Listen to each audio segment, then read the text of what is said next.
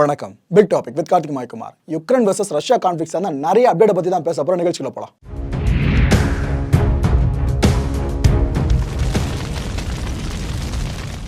யுக்ரைனுக்குள்ள ராணுவ வீரர்கள் மட்டும் கிடையாது, பொதுமக்கள் உயிரும் அவ்வப்போது கொத்து கொத்தா பறி போயிட்டு இருக்கு. நம்ம கவலைப்பட்டு இருக்கோம்ல, அது இன்னும் நிக்கலங்க, தொடர்ந்துகிட்டு இருக்கு அந்த அவலம்.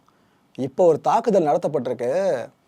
இதுக்கு முன்னாடி பொதுமக்கள் சார்ந்து நடத்தப்பட்ட தாக்குதல்களை விட கொடூரமான தாக்குதலா இது பதிவாகியிருக்கு. இப்போ வரைக்குமே டெத் டோல் மேலே எங்கேயோ போயிட்டுருக்கு. இதுக்கப்புறம் வர்ற நாட்களில் எவ்வளோ உயரப்போகுதுன்னு நினச்சாலே பயமாக தான் இருக்குது. இந்த கீவோட தென்மேற்கு பகுதியான வெனிட்சியா இருக்குல்லங்க, அங்கே ஒரு வர்த்தக மையம், பெரிய அடுக்கு மாடிகளை கொண்ட ஒரு பிரம்மாண்ட கட்டடம். அந்த வர்த்தக மையத்து மேலே 3 ஏவுகணைகள் தொடர்ந்து விழுந்திருக்கு. இந்த 3 ஏவுகணைகளையும் ரஷ்யன்ஸ் தான் பிரயோகப்படுத்தியிருக்கான்னு யுக்ரைன் ராணுவம் இப்போ தெரிவிச்சிருக்கு. இந்த ஒரு கட்டடம் மட்டும் இல்லாமல் அதை சுற்றி இருந்த பல்வேறு அடுக்குமாடி குடியிருப்புகளும் பயங்கரமாக உருக்குலைஞ்சிருக்கு. பக்கத்தில் இருந்த கட்டடங்களுக்கு அந்த நிலமைனா, அப்போ அந்த ஏவுகணைகளை விழுந்த இந்த கட்டடத்தோட நிலைமை எப்படி இருக்குன்னு யோசிச்சு பாருங்க.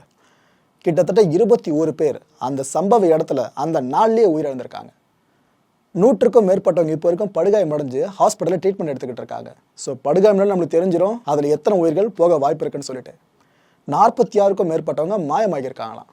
ஏன்னா அவங்க இப்போ எங்கே இருக்காங்க, உயிரோடு இருக்காங்களா இல்லையா, இல்லை அங்கே இருக்க இடிபாடுகளுக்குள்ளே சிக்கிட்டு இருக்காங்களா தெரியல. எந்த ஒரு பயமும் ஒரு பக்கம் நம்மளை ஆட்படுத்துது. இதுக்கெல்லாம் மேலே இந்த அட்டாக்கை பற்றி இன்னும் உங்களுக்கு வீரியமாக சொல்றதா இருந்தா, இந்த குறிப்பிட்ட வர்த்தக மையத்தை சுற்றியும் நிறைய கார்கள் நிறுத்தி வைக்கப்பட்டிருந்திருக்கு. அதில் ஒரு 50க்கும் மேற்பட்ட கார்கள் குலைஞ்சு போயிருக்கு.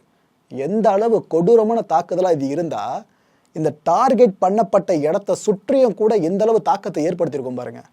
இந்த நேரத்தில் யுக்ரைனோட ஸ்டேட் எமர்ஜென்சி சர்வீஸ் அமைப்பு இருக்குல்லங்க, அவங்க என்ன சொல்கிறாங்கன்னா, கடுமையான இடிபாடுகளுக்குள்ள பல சடலங்கள் இருக்கலாம். ஏன்னா நாங்கள் மீட்பு குழு சார்ந்து முன்னேறி போக முற்பட்டால் அங்கே நாங்கள் உயிரோடு பல பேரை மீட்கணும்னு ஆசைப்படுறோம். ஆனால் அது நடக்க மாட்டுது. நிறையா பேரை சடலமாக தான் மீட்டுட்ருக்கோம். இது வரைக்கும் 6 சடலங்களை மட்டும்தான் நாங்கள் அடையாளம் கண்டுபிடிச்சிருக்கோம்னு சொல்கிறாங்க.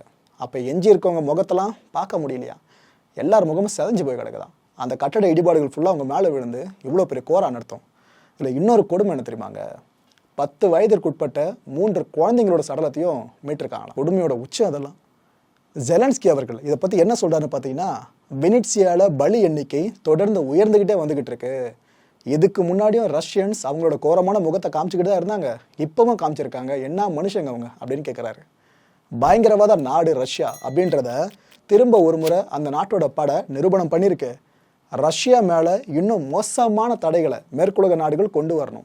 நீங்கள் இதுக்கு முன்னாடி போட்ட தடைகளை பற்றி எனக்கு கவலை இல்லை, ஆனால் இதுக்கப்புறம் போடுற தடைகள் ரஷ்யாவை ஒட்டுமொத்தமாக காலி பண்ணுற அளவுக்கு இருக்கணும் தான் ஜெலன்ஸ்கி கேட்டுக்கிட்டு இருக்காரு.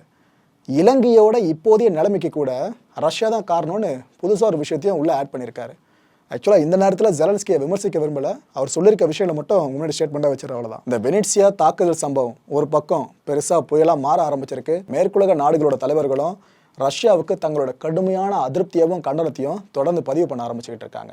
இது இன்னும் ஒரு வாரத்துக்கு இந்த பேசு பொருளாக தான் இருக்கும், அதில் எந்த மாற்று கருத்தும் இல்லை. ஓகே, அடுத்த அப்டேட் என்னென்னு பார்த்தீங்கன்னா, ரஷ்யாவோட டிஃபென்ஸ் மினிஸ்ட்ரி இருக்குல்லங்க, அவங்க ஒரு விஷயத்த சொல்லியிருக்காங்க. அதாவது 2 யுக்ரைனிய விமானங்களை நாங்கள் சுட்டு வீழ்த்திட்டோம், எங்களோட விமானப்படை இந்த ஒரு அளப்பரிய வீரதீர செயலை செஞ்சுருக்குன்னு அவங்க மாறுதட்டுறாங்க. இந்த ஒரு குறிப்பிட்ட 2 யுக்ரைனிய விமானங்கள் கூட பார்த்தீங்கன்னா அமெரிக்காவோட தயாரிப்பான M777 ஹொவைட்சர்ஸ் இருக்குல்லங்க, அதாவது சமீபத்தில் அமெரிக்கா யுக்ரைனுக்கு கொடுத்துச்சு பாருங்க, அந்த ஹொவைட்சர்ஸ் தான். இதையும் நாங்கள் அழிச்சிட்டோம். கிழக்கு யுக்ரைனில் எங்களோட தாக்குதல் இப்படி தான் இருக்க போது. இதுக்கப்புறமும் நாங்கள் எங்களோட தாக்குதல் வீரியத்தை கொஞ்சம் கூட குறைக்க மாட்டோம், தொடர்ந்து தாக்கிட்டு இருப்போம். நாங்கள் தாக்கக்கூடாது அப்படின்னா அந்த கிழக்கு யுக்ரைன் பகுதியில் இருக்கிற யுக்ரைனியன் சோல்ஜர்ஸ் எல்லாருமே சரணடையணும், ஆயுதங்களை கீழே போட்டு எங்கள் முன்னாடி வந்து நிற்கணும். அப்படி இல்லையா அந்த இடத்துல இருக்கக்கூட தெரிச்சு ஓடிடணும். இந்த 2த்தையும் செய்யாமல் இருந்தீங்கன்னா நாங்கள் தாக்குதலை நிறுத்த மாட்டோம், தொடர்ந்து முன்னேறி தாக்கிட்டே இருப்போன்னு ரஷ்யாவோட பாதுகாப்புத்துறை அமைச்சகமே ஓப்பன் பண்ணியிருக்கு. இந்த கேலிபர் க்ரூஸ் மிசைல்ஸ் கேள்விப்பட்டிருக்கீங்களா?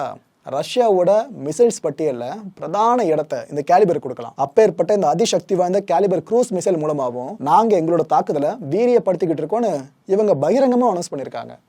இந்த மிசைல்லாம் தாங்குற அளவுக்கு யுக்ரைனில் எதிர்ப்பு ஆயுதங்கள் அப்படின்றது ரொம்ப ரொம்ப கம்மி. இதுக்காக தான் ஜெலன்ஸ்கி ஆரம்பத்திலேருந்து கேட்டிருந்தார் பாருங்க, மேற்குலக நாடுகள் அதிசக்தி வாய்ந்த ஆயுதங்களையும் ஆயுத எதிர்ப்பு அமைப்புகளையும் யுக்ரைனுக்கு கொடுக்கணும்னு சொல்லிட்டு. அது காரணம் இதுதான். ஆக்சுவலாக ரஷ்யா கிட்ட இந்த கேலிபர் க்ரூஸ் மிசைல்லாம் பார்த்தீங்கன்னா 3ஆம் கட்ட 4ஆம் கட்ட லெவலில் இருக்கிறது. இதுக்கு அப்போ மிசைல்லாம் நிறைய இருக்குது ரஷ்யா கிட்ட. அதெல்லாம் அவங்க எடுத்து பிரயோகப்படுத்த ஆரம்பிச்சானா யுக்ரைன் தாங்காது. என்னதான் மேற்குலக நாடுகள் ஆயுத உதவி பண்ணாலும் யுக்ரைன் ராணுவத்தால் ரஷ்யாவை சமாளிக்கவே முடியாது. இதுதான் நிதர்சனம். இல்லை எட்டு கட்டி பார்க்கறதுக்கோ பேசுறதுக்கு ஒன்றும் இல்லை, இதுதான் நிதர்சனம். RIA நோவாஸ்டி நியூஸ் ஏஜென்சி இருக்குல்லங்க, இவங்க ஒரு செய்தியை இப்போ ப்ரொசூட் வச்சிருக்காங்க. என்ன சொல்றாங்கன்னா, தெற்கு யுக்ரைனில் சில பகுதிகளை ரஷ்யர்கள் இப்போ கட்டுப்பாட்டில் வச்சிருக்காங்க, அவங்க ஆக்குபை பண்ண பகுதிகளாக இருக்கு. அந்த பகுதிகள் எல்லாத்தையும் ஒருங்கிணைக்கிற மாதிரி ஒரு பொது வாக்கெடுப்பு நடத்த போறாங்க. அந்த வாக்கெடுப்பு மட்டும் நடந்து முடிஞ்சு அதில் ரஷ்யர்களுக்கு ஆதரவான நிலைப்பாடு கிடைச்சிருச்சுன்னா அந்த பகுதிகளை ரஷ்யாவோடு இணைச்சிருவாங்களாம். அப்பேற்பட்ட வாக்கெடுப்பு வர்ற செப்டம்பர் மாதம் முதல் பாதியில், இட் மீன்ஸ் செப்டம்பர் 1லேருந்து செப்டம்பர் 15க்குள்ள இந்த பொது வாக்கெடுப்பு நடத்த வாய்ப்பு இருக்கிறதா இதில் செய்தி வெளியிட்டிருக்காங்க. ரஷ்யா சார்ந்து இந்த ஏஜென்சி ஒரு செய்தியை வெளியிடுதுன்னா அதில் நம்பகத்தன்மைன்றது பெருசாக இருக்கும். அதனால தான் இந்த செய்தியை உங்கள் முன்னாடி காட்ட வேண்டியதாக இருக்குது. ஆக்சுவலாக இந்த வேலையை தீவிரமாக பார்த்துக்கிட்டு இருக்கிறது யார் அப்படின்ற விஷயத்தையும் இந்த ஏஜென்சி சொல்லியிருக்காங்க. இந்த ரஷ்ய அரசை நிர்வாகிகளை நியமிச்சது பார்த்தீங்கன்னா சமீபத்தில், அதாவது எந்தெந்த யுக்ரைன் களத்துலலாம் ரஷ்ய வீரர்கள் புதுசாக நிலப்பகுதிகளை ஆக்கிரமிக்கிறாங்களோ அந்த பகுதிகளில் ரஷ்ய அரசு ஒவ்வொருத்தராக அப்பாயின்ட் பண்ணும். லிட்டரலாக சொல்கிறதா இருந்தால் ஒரு மாகாண கவர்னர் இருக்காங்க பார்த்தீங்களா, கிட்டத்தட்ட அந்த மாதிரி அதிகாரம் அந்த நிர்வாகிக்கு ரஷ்ய அரசு கொடுத்துரும். அந்த நிர்வாகி என்ன நினைக்கிறாங்களோ அதுதான் அந்த நிலப்பரப்பில் நடக்கும், அதைத்தான் அந்த ராணுவ வீரர்களும் எக்ஸிக்யூட் பண்ணணும். அப்பேற்பட்ட அதிகாரம் வழங்கப்படும். அந்த மாதிரி ரஷ்ய நிர்வாகிகள் சிலர் யுக்ரைனுக்குள்ளே இருப்பாங்களே, இவங்க தான் இந்த செப்டம்பர் மாதம் முதல் பாதியில் வாக்கெடுப்பு நடத்துறதுக்கு இப்போ தீவிரமாக முயற்சி பண்ணிக்கிட்டு இருக்காங்களாம். இந்த பொது வாக்கெடுப்பு சார்ந்து யுக்ரைன் அரசு இப்போ கொஞ்சம் கதி கலங்க ஆரம்பிச்சிருக்கு. ஏன்னா பொது வாக்கெடுப்புன்னு நடந்துச்சுன்னா அதில் மக்கள் மட்டும் ரஷ்யா நினைக்கிறதுக்கு ஆதரவாக ஓட்டு போட்டுட்டாங்கன்னா முடிஞ்சு போயிடுச்சு. சர்வதேச நாடுகள் நினைச்சாலும் ரஷ்யா நினைச்சதை பண்ணுறதை தவிர்க்க முடியாது. அப்பேற்பட்ட பயத்தில் தான் இப்போ யுக்ரைன் அரசு இருந்துகிட்டு இருக்கு. பார்க்கலாம் செப்டம்பர் 1st ஹாஃப்ல என்ன நடக்குதுன்னு சொல்லிட்டு. இந்த யுக்ரைன் அரசுக்கு இருக்க அடுத்த பெரிய தலைவலி என்னன்னு பார்த்தீங்கன்னா, உள்ளூரில் இருக்கிற கிரிமினல்ஸ் இருக்காங்க பார்த்தீங்களா, அவங்க கைகளுக்கு வெளிநாட்டு ஆயுதங்கள் கிடைக்காம பார்த்துக்கிறது தான். ஏன்னா ரஷ்யா சமீபத்தில் சொல்லியிருந்துச்சு, இது போல் மேற்குலக நாடுகள்லாம் யுக்ரைன் ராணுவத்துக்கு நிறைய ஆயுதங்களை கொடுக்குறீங்க, உதவி பண்ணுறீங்க, ரைட்டு, ஆனால் நீங்கள் கொடுக்குற ஆயுதங்கள்லாம் யுக்ரைனிய ராணுவத்துக்கிட்ட தான் போயிட்டு இருக்கா, இல்லைனா அங்கே இருக்கிற கிரிமினல்ஸ் அதெல்லாம் எடுத்துகிட்டு போயிட்டு கள்ள சந்தையில் வித்துக்கிட்டு இருக்காங்களா, இதை முதல்ல பாருங்க அப்படின்னு ரஷ்யா பயங்கரமாக விமர்சனம் பண்ணியிருந்துச்சு. அந்த விமர்சனத்துக்கு பதில் சொல்கிற மாதிரி யுக்ரைன் அதிபர் விளாடிமிர் ஜெலன்ஸ்கியோட ஒரு முக்கியமான ஆலோசகரே, இல்லைங்க அது மாதிரிலாம் கிடையாது, எல்லா ஆயுதங்களும் எங்ககிட்ட தான் வந்துகிட்டு இருக்கு ராணுவத்துக்கிட்ட அப்படின்னு சொல்லி மழுப்பினார். அது மழுப்பல்னு இப்போ தெளிவாக தெரிஞ்சிருக்கு. ஏன்னா யுக்ரைன் அரசுல இருக்க ஒரு தலைமை நிர்வாகி ஒருத்தர், ஓகேவா, அவர் என்ன பண்ணியிருக்காப்புல, ஒரு பரிந்துரையை முன் வச்சிருக்காப்புல, இது போல நமக்கு வெளிநாடுகள் கொடுக்குற ஆயுதங்கள் நடுவில் கிரிமினல்ஸால இடைமறிக்கப்பட்டு இதெல்லாம் பிளாக் மார்க்கெட் கொண்டு போக வாய்ப்பு இருக்கு, இதை தடுக்கிறதுக்காக ஒரு சிறப்பு கண்காணிப்பு குழுவை நாம அமைக்கணும் அப்படின்னு அந்த ப்ரொபோசலை அவர் முன் வச்சிருக்காரு. ஆக்சுவலாக இது இன்னும் பரிந்துரையாக மட்டும் தான் இருந்துகிட்டு இருக்கு, இன்னும் செயல் வடிவம் பெறல. யுக்ரைன் அரசு இந்த ஒரு விஷயம் சார்ந்து செயல் வடிவம் கொடுத்தா மட்டும்தான் இது போல கிரிமினல்ஸ் கைக்கு ஆயுதங்கள் போறதுன்னு தவிர்க்கப்படும். வெளிநாடுகளும் நம்பி ஆயுதங்களை இதுக்கப்புறம் கொடுக்கும். ஆனால் அந்த கிரிமினல்ஸ் கிட்ட ஆயுதங்கள்லாம் போதுன்ற விஷயம் கூட கன்ஃபார்ம் ஆயிடுச்சு. மேற்குலக நாடுகள் யுக்ரைனுக்கு கொடுத்துட்டு இருக்க ஆயுத உதவின்றதை அப்படியே ஸ்டாப் பண்ணிட்டோம், ஃபர்தராக கொண்டு போகாது. ஏன்னா கொடுக்குற ஆயுதங்களே உங்களால் ஒழுங்காக பார்த்துக்க முடியலன்னா அப்புறம் நீங்கள் எங்கேருந்து ஆயுதங்கள் வச்சு ரஷ்யன்ஸை காலி பண்ண போறீங்க அப்படின்ற மைண்ட் செட்டுக்கு மேற்குலக நாடுகள் வந்துடும். செக் எப்படி விழுந்திருக்கு பார்த்தீங்கன்னா யுக்ரைனுக்கு. ஆனால் இப்போ வெளியாக இருக்க தகவல் என்னன்னு பார்த்தீங்கன்னா, இந்த ப்ரொபோசல் இருக்குல்லங்க, இதை சார்ந்த முடிவை ஓரிரு நாட்களுக்குள்ள யுக்ரைன் தலைமை எடுக்கும்னு சொல்லப்பட்டு இருக்கு. தலைமை இந்த சென்ஸ் ஜெலன்ஸ்கி இருக்கார்ல, அவர் எடுப்பார்னு சொல்லப்பட்டு இருக்கு. ஏன்னா உங்களுக்கே தெரிஞ்ச ஒரு உண்மை, டாக் நெட் இருக்குல்ல, அதில் இந்த மேற்குலக நாடுகள் யுக்ரைன் ராணுவத்துக்கு வழங்கின ஆயுதங்களில் ஒரு சில ஆயுதங்களை விற்பனைக்குன்னு போட்டிருந்தாங்க. இதில் ஒரு குறிப்பிட்ட சொல்லணும்னு பார்த்தீங்கன்னா, அமெரிக்கா வந்து யுக்ரைன் ராணுவத்துக்கு இந்த ஆன்டி டேங்க் மிசைல் வெப்பன் சொல்லி ஒன்று கொடுத்துருந்துச்சு. அதை $30,000 விற்கிறோம் அப்படின்ட்டு ஒரு அட்வர்டைஸ்மெண்ட் டாக் நெட்டில் பதிவாகி இருந்துச்சு. இது மாதிரி எத்தனை ஆயுதங்கள் உள்ளே போயிருக்கும், இது மாதிரி சந்தேகம் நம்மளுக்கே எழுதல. பார்க்கலாம் யுக்ரைன் கவர்மெண்ட் அடுத்து இதில் என்ன பண்ண போகிறாங்கன்னு சொல்லிட்டு. இட்டாலி பிரதமர் மரியோ டிராகி இனிமேல் இட்டாலி பிரதமர்னு சொல்ல முடியாதுன்னு நினைக்கிறேன், ராஜினாமா பண்ணிட்டாரு. இது ராஜினாமா வாரம் போல இருக்குங்க. இப்போ தான் சமீபத்தில் பிரிட்டனோட பிரைம் மினிஸ்டர் போரிஸ் ஜான்சன் ராஜினாமான்னு சொன்னார். இப்போ அடுத்து இவங்க எல்லாரையும் இணைக்கிற ஒரு புள்ளி எது தெரியுமா, ரஷ்யா, விளாடிமிர் புட்டின். இந்த மரியோ டிராகியா இருக்கட்டும், போரிஸ் ஜான்சனாக இருக்கட்டும், புட்டினை எந்த அளவு விமர்சனம் பண்ணாங்க, ரஷ்யாவை எந்த அளவு விமர்சனம் பண்ணாங்கன்னு நான் உங்களுக்கு சொல்லி தெரிய வேண்டாம். ஆனால் அவரை எதிர்த்து பேசின எல்லாரும் ஒவ்வொருத்தராக பதவியை ராஜினாமா பண்ணிட்டு இருக்காங்க. ஆனால் ஆப்போசிட்டில் எதிரியாக நிற்கிறார்ல புட்டின் அவர்கள், அவர் அதே பதவியில் தொடர்ந்துகிட்டு தான் இருக்காரு. அந்த நாட்டில் பொருளாதார நிலைமை ரொம்ப சீர்குலைஞ்சு போயிட்டு இருக்கான். இது இப்படியே விட்டா அடுத்த இலங்கையா இட்டாலி மாடுன்னு சொல்லிக்கிட்டு இருக்காங்க. இந்த ஒரு நிலைமை பெருசா மாதிரி மக்கள் புரட்சி வெடிச்சு அதுக்கப்புறம் ஆட்சியை கவித்தா சரியா இருக்காது. ஸோ இதனால நாடாளுமன்றத்தில் நம்பிக்கை வாக்கெடுப்பை கொண்டு வந்துடலாம் அப்படின்ட்டு அங்கே இருக்க எதிர்த்தரப்பில் இருக்க அரசியல்வாதிகள் கூக்குரலிட்டு இருக்காங்க. இந்த கூக்குரல் யாருக்கு கேட்டுச்சோ இல்லையோ, மாரியோ டிராகி கேட்டுட்டு இருக்கு.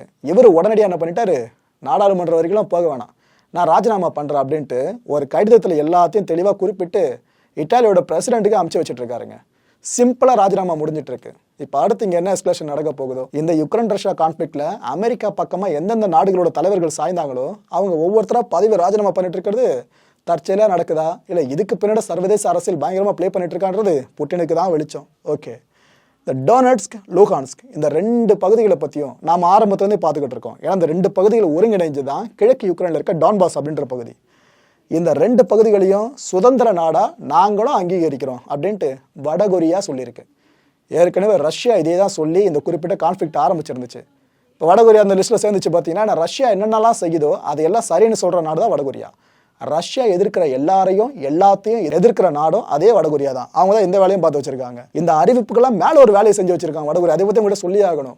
இப்போதான் சுதந்திர நாடாக அங்கீகரிக்கணும்னு சொல்லிட்டு ஒரு கடிதத்தை எழுதி அமைச்சிருக்காங்க வடகொரியா. அந்த கடிதத்தில் என்ன தெரியுமா சொல்லப்பட்டிருக்கு? 2 நாடுகளுடனும் தூதரக உறவை வளர்க்க விரும்புகிறோம்னு சொல்லியிருக்காங்க. இதை படிக்கிறப்ப நமக்கே கொஞ்சம் காண்டாகுது. மேற்குலக நாடுகள் குறிப்பாக அமெரிக்காலாம் எவ்வளோ கடுப்பாகும். ஏன்னா அங்கீகரிக்கிறதே பல நாடுகளும் எதிர்க்கும். ஆனால் இவங்க இந்த நேரத்தில் உறவை வளர்க்கணும்னு சொல்லி கடிதம் எழுதியிருக்காங்க வடகொரியா. என்ன நடக்க போதும்? வடகொரியாவோட இந்த ஒரு செயல்பாட்டுக்கு பதிலடி கொடுக்குற மாதிரி யுக்ரைன் என்ன பண்ணியிருக்காங்கன்னா, இனிமே வடகொரியா கூட யாருமே அண்ணன் தண்ணி புழங்கக்கூடாது. வடகொரியாவை நாங்கள் ஒதுக்கி வைக்கிறோம். வடகொரியாவுடனான தூதரக உறவை நாங்கள் முற்றுமுழுதாக துண்டிச்சிட்டோம் அப்படின்னு யுக்ரைன் அஃபிஷியலாக அனௌன்ஸ் பண்ணியிருக்காங்க. யூகேவும் யூஎஸும் இப்படி மாறி மாறி யுக்ரைன் ராணுவ வீரர்களுக்கு இது போல ராணுவ பயிற்சி கொடுத்துட்டு இருந்தாங்கன்னா ரஷ்யா பார்த்துக்கிட்டு சும்மாவா இருக்கும்? அவங்க தங்களோட கண்டனத்தை திரும்ப ஒரு முறை பதிவு பண்ணியிருக்காங்க. ரஷ்யன் ஃபாரின் மினிஸ்ட்ரி அந்த தரப்புலேருந்து இப்போ என்ன சொல்லியிருக்காங்க? யுக்ரைன் வீரர்களுக்கு யூகே யூஎஸ் பயிற்சி கொடுத்துட்டு இருக்கிறது நியாயம் அல்ல. ஆக்சுவலாக இது போல நீங்கள் பயிற்சி அளித்து இந்த வீரர்களை உள்ளே அனுப்புறதுனால இந்த சண்டை இன்னும் பெருசாக தான் மாறும், குறையாது. நேட்டோ நாடுகளோட உதவியின் பேரில் நடந்துகிட்டு இருக்க ஒரு ஹைபிரிட் வார்ஃபேர் தான் இதுன்னு சொல்லுது ரஷ்யா. இது யுக்ரைன் ரஷ்யா கான்ஃப்ளிக்ட் இருக்குல்ல, அதை பேஸ் பண்ணி சொல்கிறாங்க. இந்த நீண்ட தூரம் போயிட்டு தாக்க வல்ல ஆயுதங்கள் இருக்குல்லங்க, இதை மேற்குலக நாடுகள் யுக்ரைன் ராணுவத்துக்கு தொடர்ந்து கொடுத்துக்கிட்டு வேற இருக்கீங்க. ஒரு பக்கம் பயிற்சியும் கொடுக்குறீங்க, ஒரு பக்கம் ஆயுதமும் கொடுத்துக்கிட்டு இருக்கீங்க. இதையெல்லாம் நாங்கள் இப்போ பார்த்துட்டு கடந்து போகிறதுக்கு ஒரு காரணம் இருக்குது. ஆனால் நாங்கள் சும்மா விட மாட்டோம். இதெல்லாம் நாங்கள் ஒருபோதும் மறக்க மாட்டோம். பேராபத்து பதிலடிக்கு நீங்கள் தயாராக தான் இருக்கணும். நாங்கள் கண்டிப்பாக இதுக்கு பதிலடி கொடுத்தே தீர்வோன்னு ரஷ்யா சொல்லியிருக்கு. இவங்க சொல்லாமல் ஒரு பதிலடி கொடுத்தாலும் அது வேற மாதிரி இருக்கும். இப்போ சொல்லியிருக்காங்க வேற. இது எவ்வளோ பெரிய பதிலடியாக இருக்க போகுதோ. ஓகே, அடுத்து ஒரு கன்றாவியான காதல் கதையை பற்றி தான் இப்போ சொல்ல போகிறவங்களுக்கு. யுக்ரைனிய அகதிகளை தங்கள் நாட்டுக்குள்ளே இழுத்துக்கிட்டு அங்கே இருக்க பொதுமக்கள் வீடுகளில் தங்க வைக்கிற அளவுக்கு அந்த மக்கள் பக்குவத்தோடு இருக்காங்க. ஆனால் உண்டை வெட்டுக்க ரெண்டகம் பண்ணுற மாதிரி இங்கே ஒரு வேலை நடந்திருக்கு. இந்த ஸ்டோரியை பற்றி ஏற்கனவே உங்களுக்கு சொல்லியிருக்கேன். இப்போ ஒரு அப்டேட் கிடச்சிருக்கு. அதான் திரும்ப உங்களுக்கு ரீகால் பண்ணுறேன். என்னன்னா, முதல்ல ஃப்ளாஷ்பேக் போயிட்டு வந்துடலாம். இந்த ஸ்க்ரீனில் தெரியாதாங்க, இவர் பேர் டோனி, 29 வயசு. இந்த பக்கம் ஒரு லேடி தெரியுறாங்களே, இவங்க பேர் லோர்னா, இவங்க வயசு 28. இவங்க 2 பேருக்கு இடையில ஒருத்தவங்க இருக்காங்க பார்த்தீங்களா, இவங்க பேர் சோஃபியா, வயசு 22.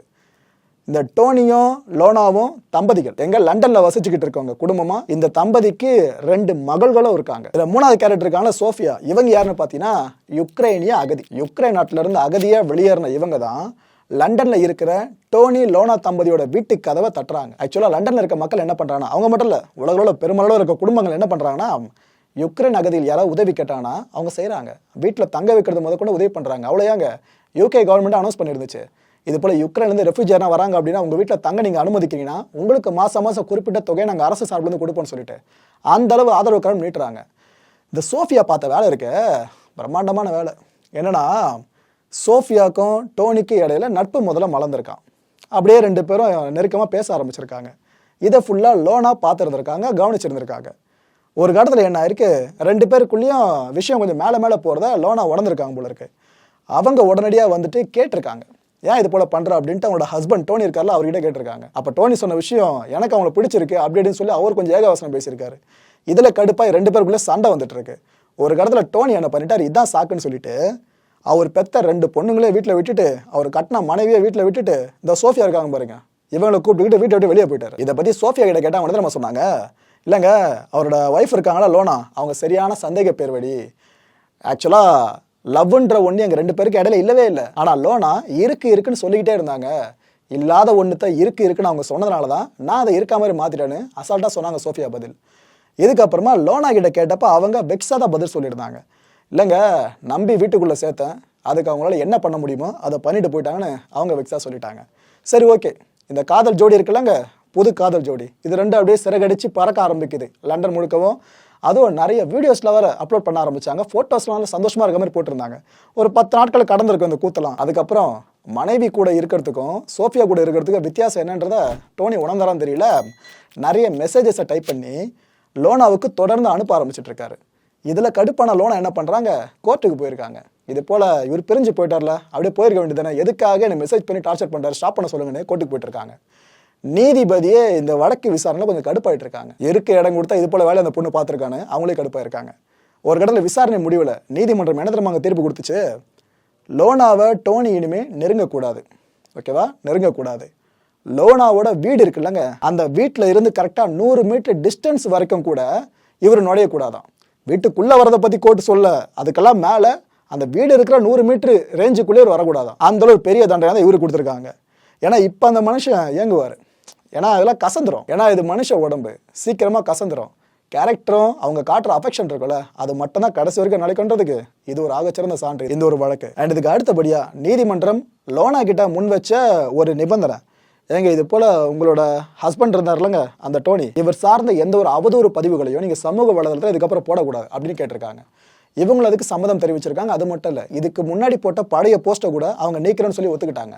இவங்க ஒரு பக்கம் ஒத்துக்கிட்டதுனால தான் டோனிக்கு இப்போ இவ்வளோ பெரிய உளம் சார்ந்த தண்டனை கொடுக்கப்பட்டிருக்க நீதிமன்றம் மூலமா.